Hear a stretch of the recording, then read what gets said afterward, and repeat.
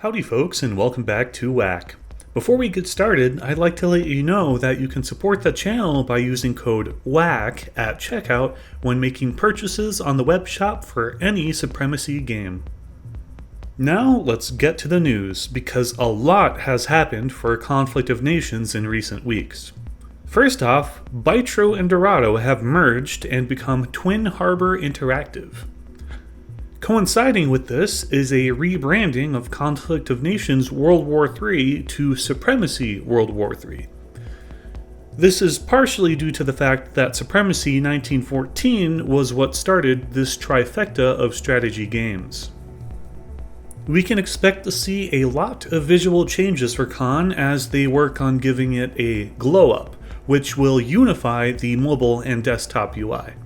Expect to see an updated how to play video once these visual changes have been implemented. Along with these announcements, the newest season has launched. Season 17 is featuring the Elite Armored Fighting Vehicle and AIP Submarine. The submarine is a coastal ship killer and is definitely worth it. But the real prize of this season is the Premium Amphibious Vehicle. It is better than the Tech Tree Amphibious Vehicle in a few ways, but is worse in some ways. It does more damage to ground units and aircraft, like a lot more, though at higher levels it is unable to scout and reveal stealth of ground targets like the Tech Tree variant.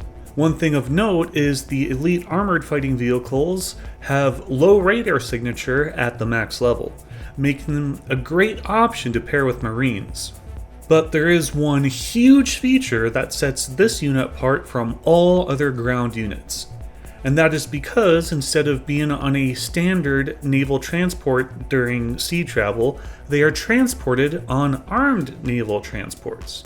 The Elite Naval Transport stacks with other naval transports and basically means it's not a free meal when out at sea and not protected by proper ships. They have some defense against fixed and rotary wing aircraft, as well as ships and subs. Keep in mind that just like normal ships, these will have reduced damage if you overstack them. These transport don't have a ranged attack, so all ship combat will be melee.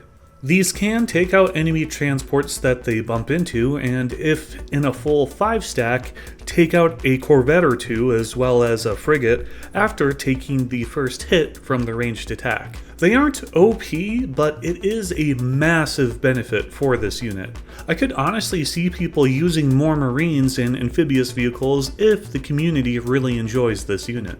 Also, apologies, but no spreadsheet comparison in this video. That will be reserved for my full video on the Elite Armored Fighting Vehicle. The next topic is going to be sea mines. Starting at the level 4 Corvette and the level 1 Destroyer, the option to deploy sea mines becomes available.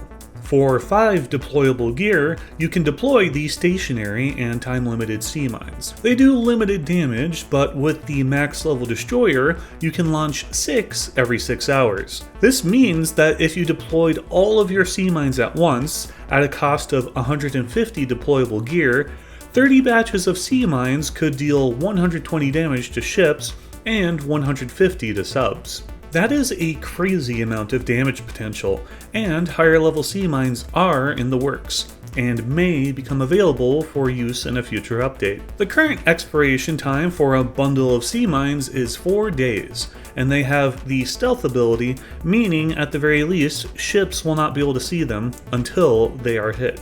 A couple other things to note is that they can only be deployed in shallow waters, and apparently can only be seen by ASW helis and naval patrol aircraft. I've been wanting things like this for so long, and I'm fairly pleased that they are adding more free content like this to the game. Expect a more detailed video on sea mines once I get gameplay footage of me using them. Another change to the game is that apparently all naval vessels aside from corvettes, frigates, AIP subs, and elite frigates can no longer access rivers. I am not sure if this is for special game modes or if it is a feature for normal maps as well. If there are any big implications with this new feature, I'll make a dedicated video on the topic. And if I'm just totally uninformed, feel free to let me know what exactly this means in the comments below.